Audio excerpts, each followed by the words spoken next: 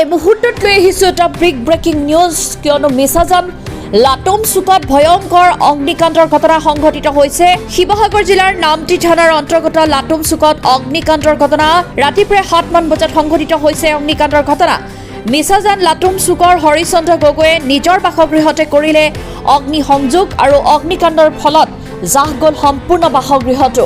পুনৰবাৰ জনাইছোঁ এই মুহূৰ্তত এটা ব্ৰেকিং নিউজ কিয়নো মিছাজান লাটুম চুকত ভয়ংকৰ অগ্নিকাণ্ডৰ ঘটনা। শিৱসাগৰ জিলাৰ নামটি থানাৰ অন্তৰ্গত লাটুম চুকতে অগ্নিকাণ্ডৰ ঘটনা সংঘটিত হৈছে। ৰাতি প্ৰায় 7মান বজাত সংঘটিত হৈছে এই অগ্নিকাণ্ডৰ ঘটনা। মিছাজান লাটুম চুকৰ হৰিচন্দ্ৰ গগৈয়ে নিজৰ বাসগৃহতে কৰিলে অগ্নি সংযোগ। অগ্নিকাণ্ডৰ ফলত জাহ গ'ল সম্পূৰ্ণ বাসগৃহটো।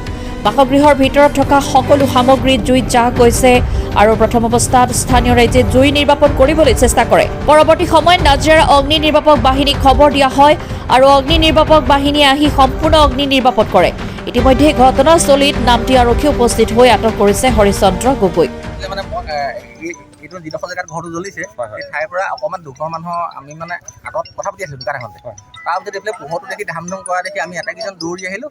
দৌৰি আহি পেলাই দেখিছোঁ যে মানে এজন মানুহ তাতে ৰৈ আছে আৰু এইটো মোৰ বোধে সেইজনে মানে ঘৰ গৃহত হৰিচন্দ্ৰ গগৈ নে কি বুলি কয়, হৰিচন্দ্ৰ গগৈ নামটো, সেইজনে হ'ল গৃহত। তেওঁ খালি এটা কথা চিঞৰি থকা শুনিছোঁ, মানে মই নিজে জ্বলাই দিলোঁ বুলি কৈ পেলাই মানে তেওঁ চিঞৰি আছে আৰু আমি সেইবোৰ কথা মানে খবৰ কৰা নাই। গাঁৱৰ ৰাইজে দৌৰা-দৌৰি কৰি পানী চানী আহি পেলাই পানী মাৰিছে।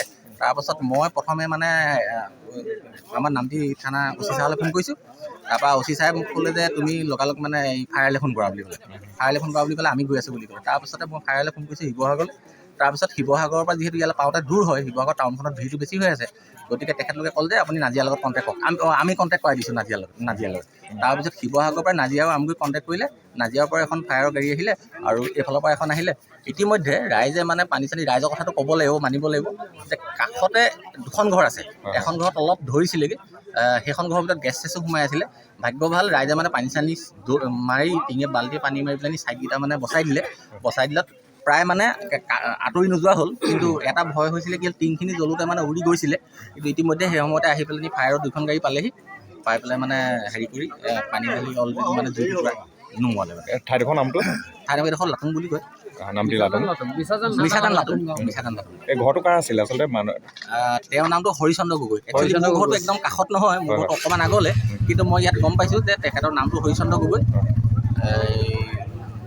আৰু ওচৰৰ 2-4জনক কথাটো সুধিলে আপোনালোকে ভালকৈ গম পাব। যিহেতু মই মানে প্ৰথম অৱস্থাতে আহি পেলাই মই থানালৈ ফোন কৰিছোঁ, তাৰপাছত মই ফায়াৰলৈ ফোন কৰিছোঁ। এনেই অনুমানে কিমান সম্পত্তি লোকচান হৈছে? একচুৱেলি টিংপাতখিনি জ্বলিছে, বেৰখিনি জ্বলিছে, তাৰপৰা ভিতৰত কিবা কিবি বাকচ দেখিছোঁ, কাৰোবাৰ কাঁহী বাতি কিবা কিবি দেখিছোঁ, কাপোৰ চাপোৰ জ্বলিছে যিটো বা কিবা কাঠৰ আলমাৰি যদি জ্বলিছে। ইতিমধ্যে জুইটো মানে চাৰিওফালে বেৰি ধৰিলে। ভিতৰত কি আছিলে মানে ইমান অনুমান কৰিব পৰা নাই, মানে অলৰেডি জ্বলিয়ে শেষ হৈছে। চব মানে শেষ হৈ গ'ল, একোৱে বাকী নাই। মাত্ৰ এতিয়া আহি পেলাই কেইখনমান টিংহে বাচি আছে, বাকী চব জ্বলি ভিতৰৰ সামগ্ৰী চব জ্বলিছে। ভিতৰৰ সামগ্ৰী চব জ্বলিছে। বাসগৃহটো কিয় জ্বলালে, কিবা হেৰি পাইছে নেকি? নাই, এই বিষয়ে মই নাজানো একো, কিয় জ্বলালে নাজানো। কিন্তু যিজনে জ্বলাইছে তেওঁ খালি এটা কথা চিঞৰি আছে, মানে বাকী ৰাইজে গালি পাৰিছে ন, হুলস্থুল কৰিছে। তেওঁ এটা কৈছে মই নিজে জ্বলাই দিলোঁ সেইটো কোৱা শুনিছোঁ। কিন্তু আমি সেইবোৰ কথাত কাণ দিয়া নাই। মই থানালৈ অচি চাহালৈ ফোন কৰিছোঁ, তাৰপাছতে ফায়াৰলৈ মানে ফোন কৰিছোঁ। মই মানে জুইকুৰা নুমোৱাৰ ওপৰতহে গুৰুত্ব দিছোঁ, বেলেগ কথা মানে একো মই নাজানো। আৰু যদি কিবা যদি ইয়াতে প্ৰব্লেম আছে তেওঁলোকৰ একেবাৰে কাষৰ স্থানীয় মানুহে গম পাব। ঠিক আছে।